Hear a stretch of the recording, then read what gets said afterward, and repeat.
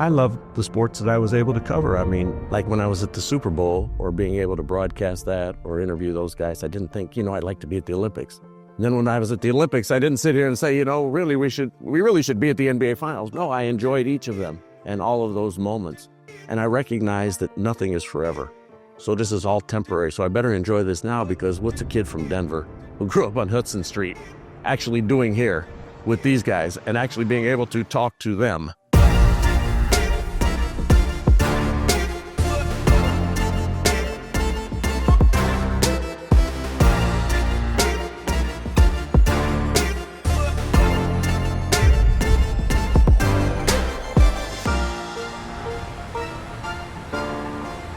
What's up, Nation? It's your boy, Baron Davis, and this is Raiders Talk of the Nation. And I'm here with a legend, the legend of sports, the voice of sports, Mr. Jim Gray. What's up, Baron? Tell me about the Hall of Excellence. Well, it's appropriate that we're on the Raiders show with the Raider Nation, because the Hall of Excellence is named because of Al Davis. And Al was a dear friend of mine and my wife and a mentor. And we spent a lot of time together. Yeah. Particularly in Los Angeles, where we both lived. Al wanted to build a Raiders Hall of Fame. And we were having dinner one night, and he kept talking about this Hall of Fame and where would he put it in Los Angeles. And I said, you said commitment to excellence. So the name of your museum and your Hall of Fame should be the Hall of Excellence. Amazing. And Al said, wow, that's pretty good, Jimmy. And he never got around to it. So when Tom and I decided to do this, we embarked on this about 8 years ago. I said, Tom, we should put all of this memorabilia together and let the people come and view it and inspire and educate and entertain everybody and let them see it all. And we should call it the Hall of Excellence. Tom said, I like that. So here we are. And it's because of Al. We are standing in the trophy room. Charles Woodson, one of my favorite Raiders of all time. Here's the Heisman. I mean, this is amazing. Well, what we tried to do here is have a trophy for everything that's competed for in life. Okay. And put it here in our trophy room. And called Charles, and Charles was a teammate, obviously, of Tom Brady. Yeah. And they obviously share the history of the Tuck Rule. And the Raiders were robbed on that, and Tom was born. Yes. And so the Heisman Trophy is the symbol of excellence for college football. And so I said to Charles, would you please allow us to display this? And he said yes right away. And so we're grateful to Charles. But, when you look at this, if you go back to all of the great players in college football and the significance of this, and, Charles represents that. When you come into this space, the energy and just being a part of history, right? And then the actual learning of the history and being able to capture that. So thank you. They take a left right there. That's what the Raiders are chasing. And they have 3 of them over there in their headquarters. Yeah, we do. Over in Henderson. They got 3 of those Lombardis. Yeah, we got to get our got 3 of them. Looking for 4. Number 4 coming. There we go. Jim Gray has been a maverick in his field. He's captured the imagination of fans all over the world and gave credibility to his organizations that he worked for. Talk about your relationship with Al. Give us that story of, being in LA, right? Having, plans, wishes, and dreams, the Super Bowl. I'd love to hear about that time. Well, you couldn't have a better friend than Al. And Al was a very loyal guy. And he had thousands of acts of kindness. But Al was particularly interested in the youth, young players, and giving young people an opportunity. So when he saw something that he liked and he gravitated toward, he became interested. I met Al, obviously, when I was working for ESPN in Los Angeles. And the comment that he originally made to me was, I like the fact that you're fair. You're just really fair. And there's an honor in that. And I appreciate that. And I never forgot that. Yeah. And I think he was particularly talking about his move there and how he had been villainized, become a villain by the National Football League, simply because he wanted to have a better opportunity for his team in a better market. And that's what he had done. And he took him on and he won the case. So we just became friends over the course of time, and he introduced and opened so many doors for me. Yeah. And he allowed me on the inside, and he trusted me to have information and see the thought process and to learn so much. Yeah. With Al, he was guarded. But if he trusted you, You'd open up. He opened up everything. And so, it was a blessing. And Mrs. Davis, Carol Davis, just terrific. And Mark. I mean, Mark's got so many great qualities from his parents. Yep. And, it's been an honor to have been able to be around them and to view the games and to see, to sit with Al during a game, you would just hear and see so much and learn so much. And he was so competitive and wanted to win so bad. I just can hear his words. The fire that burns brightest in this organization is the will to win and the commitment to excellence and just win, baby. And he would see things that even when they were good, he could see something that could cause somebody else to improve. It's been a great association and wonderful friendship, and I'm feel very lucky for it. You carry the torch, and the flame will burn brightly, and I know that you'll represent us all. And today, Jim Gray becomes the standard of excellence by which all people in his field will be measured from years to come. You are a part of, the Los Angeles Super Bowl. What did that feel like? The Coliseum was electric. I mean, it was filled up with 90,000 people. And the Los Angeles Memorial Coliseum is one of the great historic buildings in our nation's history. They've had 2 Olympics there. Now it's coming again, in 28. They'll play a big part. And the flame that burns there and that torch, kind of emblematic not only of those Olympics, but of what Al always talks about. And now the torch that is here in the Legion Stadium, is very similar. Yeah. At least in its thought process that gets lit every week before Raider games and for big events. When you went into that Coliseum and you could just see those guys and see Coach Flores, and I can still see Jim Plunkett and, all of the great Raiders who played back on those teams. It was a special time in Los Angeles because they captured that community, and it was big. And, all the fans from Oakland obviously hurt and upset that the team had moved, but they loved the Raiders. So they still wanted to see the team succeed. Absolutely. And it was, and that's kind of when Showtime was coming in with the Lakers. Oh, wow. And, okay, yeah. So it was just a magical time there. And the Dodgers already, had a stranglehold on the community. Yeah. But the Raiders not only came and fit in, they took over. They took over. I remember. They took it over. I was a young kid, and that just kind of like blew the whole city, up as far as like people were Raider fans, but the Los Angeles Raiders had, it had that ring to it. Right. It had that ring to it, and they automatically came in and like became that next great third, the third team, Dodgers, Lakers, Raiders. Then it was like, oh, Raiders, everybody's a football fan. Plus Marcus Allen playing in the Coliseum with USC, and now he's playing in the Coliseum for the Raiders. And then, no one will ever forget that run in the Super Bowl. Your legacy, your career, all of the greats that, you've interviewed, all the great athletes, the great people, the relationships you have. Talk about how do you develop that level of trust with, these incredible personalities? Well, the time that I grew up was much, much different. Obviously, there was no cell phones, no social media, no immediate impact on an instant moment, and so forth. So it was a whole different thing. So we had proximity that isn't necessarily available now. Well, that was the first interview I ever did, and it was by a total accident. And how was that an accident?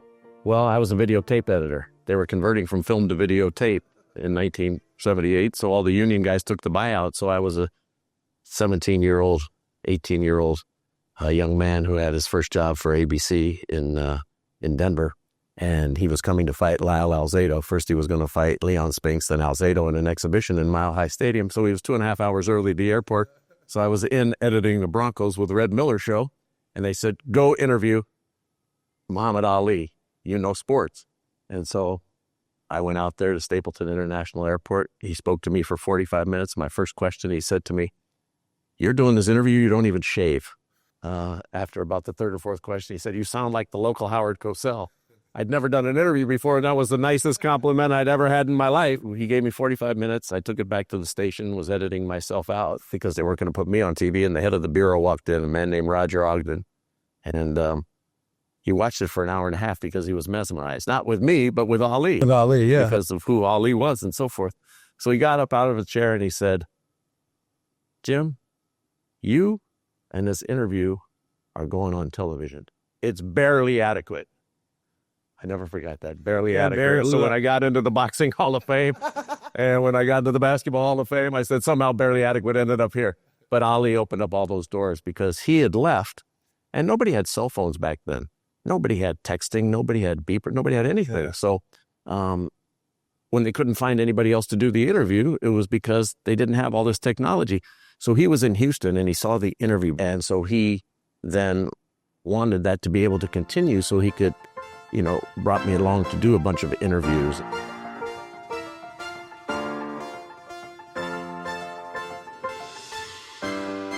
And then Julius Erving, when I got to Philadelphia, Julius opened all the doors. And, when you're good with Julius back in the early 80s and you're showing up with him, well, then you're good with Moses Malone and you're good with Kareem and you're good with even Bird, who doesn't, and then you're good with Magic. If he's good with Julius and Ali's talking to him on a frequent basis, then, Yeah. So Julius was just sensational. And I saw how he treated people and that he had time for everyone. Yeah. And it didn't matter whether it was the chairman of the board or the janitor. He had the requisite 5 minutes. And he looked him in the eye and he was genuinely interested. And I thought, wow, seeing that with Ali, seeing that with Julius, that there's something much more important than the story. The relationship is what matters here. The connection. Yeah. Getting the wisdom. Trying to understand that. And I always felt that every question was fair as long as it happened on the field of play or on the court. And then off the field, I wasn't interested in that. Now, if off the field spilled into and affected your play on the field, then it was fair game. Right. But all the rest of that stuff, that wasn't interesting to me. Yeah. That didn't mean anything. It mattered whether you could play and how you played. And so, there was a private life that we kept private. Yeah. And there was a personal life that was personal. Yes. But if it affected the game, then it was okay. Absolutely. So the relationship, Baron, I interviewed you a number of times. Yeah. We didn't have a close relationship, but, liked you and obviously appreciated your talent. But it was much more important to me to have that than the headline. And so I think it served me well, and I'm happy with that decision. I mean, you are a storytelling almanac when it comes to, just the history of sports, the history of our country. And where did you love spending the most time? Was it football? Was it boxing? Was it basketball? I know talking to the GOATs is one thing, but where did you kind of feel like, this is going to take me to other places? Well, it's not cliche, but I've really enjoyed it all. Like when I was at the Super Bowl or being able to broadcast that or interview those guys, I didn't think, I'd like to be at the Olympics. And then when I was at the Olympics, I didn't sit here and say, really, we really should be at the NBA Finals. No, I enjoyed each of them and all of those moments. And I recognize that nothing is forever. So this is all temporary. So I better enjoy this now, because what's a kid from Denver who grew up on Hudson Street actually doing here with these guys and actually being able to talk to them? I love the sports that I was able to cover. I mean, I got to spend 23 years with my dad at Augusta National. And he kept score for me up there on the tower when we were doing the radio broadcasts. So that was wonderful. And the people there were just fantastic. And we looked forward to that week because it was the only week we really spent together. Oh, wow. Just he and I, without my brothers or my mother or any friends or anything. So that was special. So I always kind of hold that place in high regard and close to my heart. But I mean, I loved the NBA Finals. I mean, we got to do all of Michael Jordan's, his final game, when he beat Russell with that shot, and to see Kobe. I knew Kobe from when he was three weeks old. Game. 3 weeks old. Yeah. Until his unfortunate passing. So, and being able to spend time with him and see what that became and how he achieved so much and the imprint that he left. And so it's hard to nail down and say just one. I got, if I wasn't in sports, I got to interview the last 11 presidents of the United States. Amazing. President Mandela and Mikhail Gorbachev. Yeah. So it's all been a whirlwind, and it's all been a heck of a lot more. If I'd have written something down on paper or had a goal, I long ago exceeded it. I got just so fortunate. So it's hard to just kind of pinpoint one. Yeah. No, I feel I should mention Mike Tyson too. Mike Tyson. Tyson was great. And very important in my career, and somebody who I deeply respect and love. You're a big gem in Raider Nation history. Tell us about what's your hopes, expectations, the relationship with Mark, also the relationship with Tom Brady, and what do you see for the future of the Raiders, just kind of knowing who they are as people and who they are as competitors. Well, Al used to always say the greatness of the Raiders is in its future. And I truly believe that with Mark and with Tom. And being with Tom has been one of the great joys of my life. So I've been partners with him for the past 15 years. We do a radio show together for a number of years called Let's Go. And on Monday Night Football in the pregame. And we've done 800 interviews. Wow. So I know Tom quite well. And let me just say this, Barron. Tom Brady is a better human being than he ever was a quarterback. Yep. Think about that. Okay. It's amazing. This is a jewel of a man. Yeah. And he's just terrific. And he's obviously the most accomplished football player in the history of the National Football League, with 7 Super Bowl championships. And everybody can talk about this one's coming and that one's coming. Let's see when they get to 7. 7 is a long, long way. I mean, Patrick Mahomes is wonderful. He's great. He's at 3. So, I mean, there's a lot of great talents. But so I believe in exactly what Al said. The future is very, very bright, and there's going to be struggles, and there's going to be growing pains, and it hasn't been what they've wanted for some time, okay? And these things do take time. And I keep coming back to it, but I'm going to quote Al again. Al would say to me repeatedly after every season, Jimmy, it's a vicious struggle to be number one. One team wins, and the other 31 are looking for answers. So do you think it's any different in any of these other cities? Right. There's one team that wins. And then he augmented it many years ago. So we can augment it now with the current champions, the Philadelphia Eagles. He augmented, he says. You think they're not looking for answers now? 6 weeks through the season, 7 weeks through the season, 8 weeks through the season? They're looking right now too, and they're the champions, okay? So it continues to evolve. It changes very quickly. What's relevant now will be irrelevant in 10 minutes next week. It's a week-to-week thing. And so I believe that the Raiders, in this market here in Las Vegas, they will capture the imagination of everybody. It's a great place to be. The stadium is spectacular.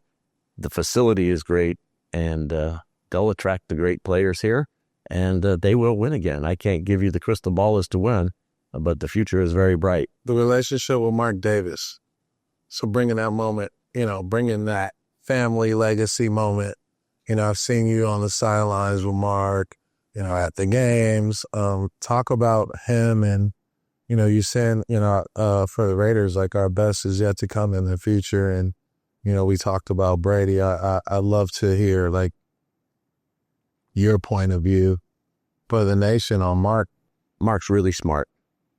And Mark he's very kind. He's very generous. He's very approachable. Yes.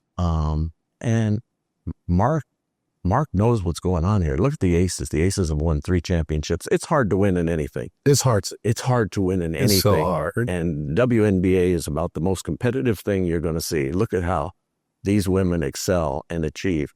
And so that team was 14-14 at one point this year, 500. And then they rattled off however many they won in a row, and then won the championship. Okay, so again, things change quickly, and it's the 3rd time that they've won the championship. And you can come here to the Hall of Excellence, and you can see Asia Wilson, and you can see the trophy right here in the front, and you can see 2 of Mark's 3 rings. The 3rd one hasn't been made yet. Hopefully we'll get that one here. So Mark has been around sports his whole life.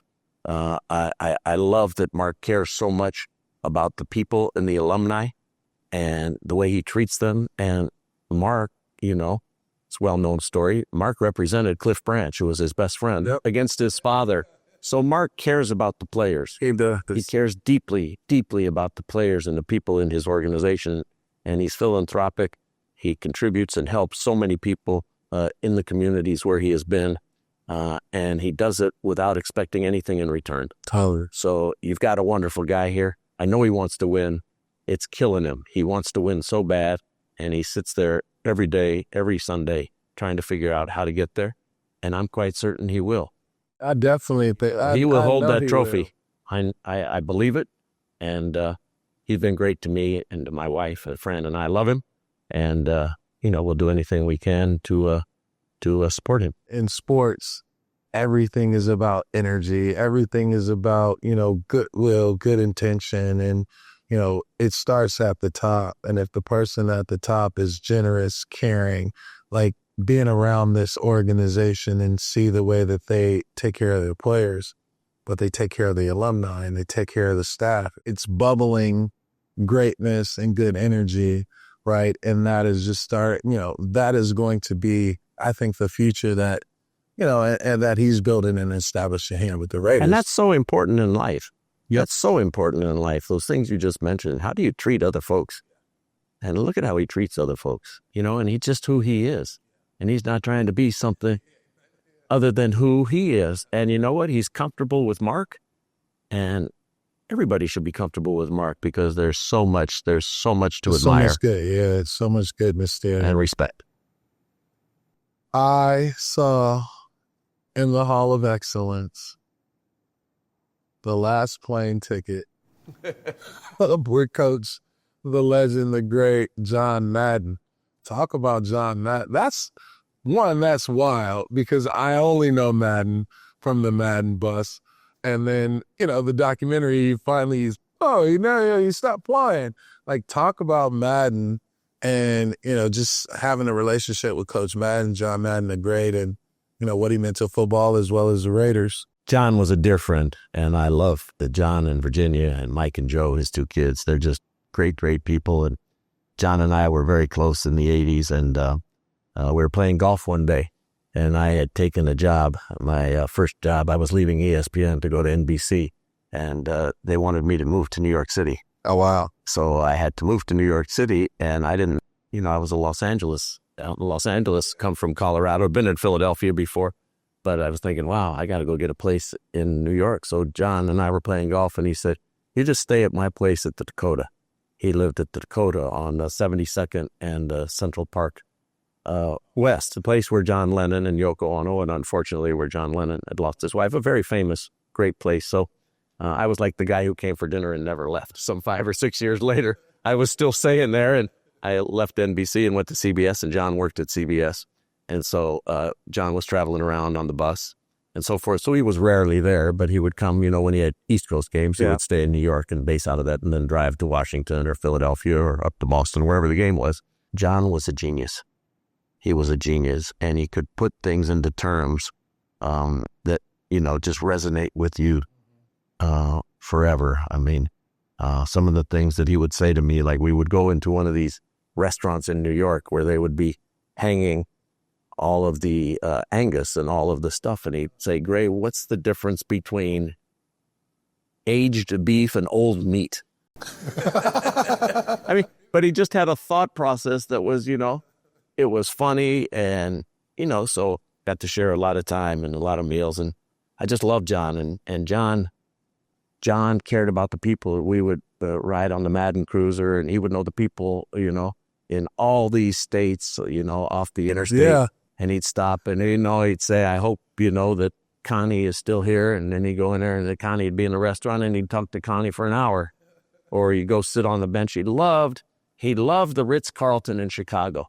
Because if you remember, the Bears were good in the 80s. Yeah. And he loved to go sit on the bench at the Ritz-Carlton and just watch the people come in and go back and forth. And, and then he also loved Caesar's Palace here. John was a huge fight fan. John owned all of the closed circuit television for fights for Northern California. Oh, wow. For the theaters. So John would come on Tuesdays for the fights on Saturdays. Okay. And he'd do CBS Sports Spectacular, and he would we used to sit on this bench and just watch everybody over at Caesar's Palace come in and out of the pool.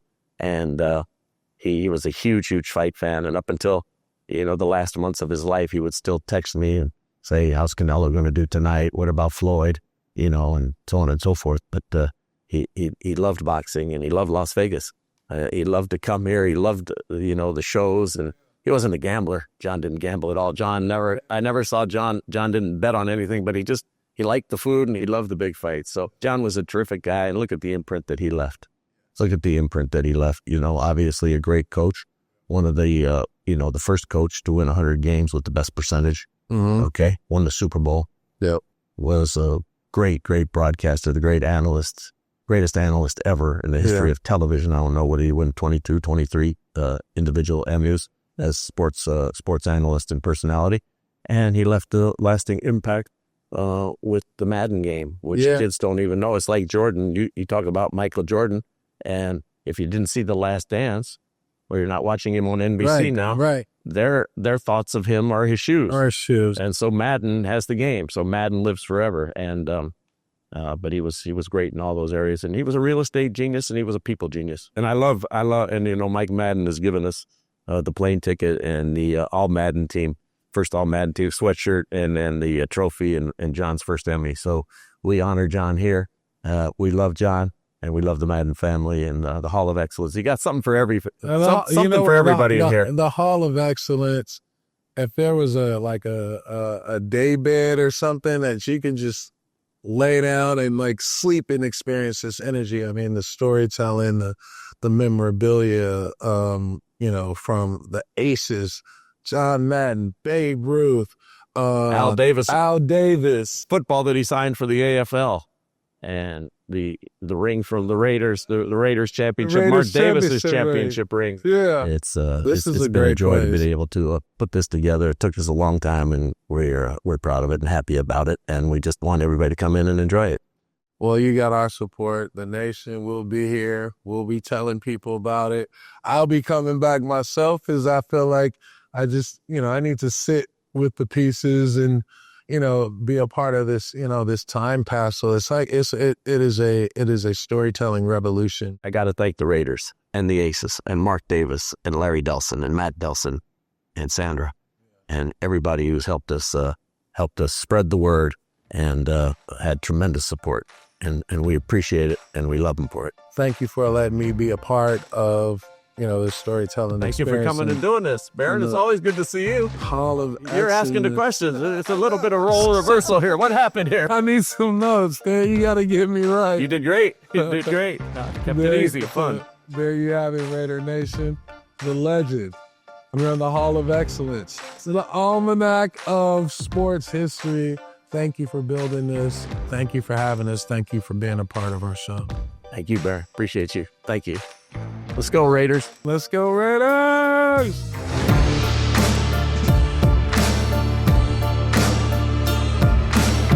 I told Tom he should do a documentary because we'd go up there to Yellowstone, and he would throw the ball to a bunch of us. Look, my wife would always say, Jimmy, why are you doing your hands? My hands literally were swollen for, we'd do this for a few days, and your hands would be swollen for a month. Crazy, yeah. You want A, B, or C? And he said, I won't throw you A passes. So he'd always say, well, I'm just throwing you C passes.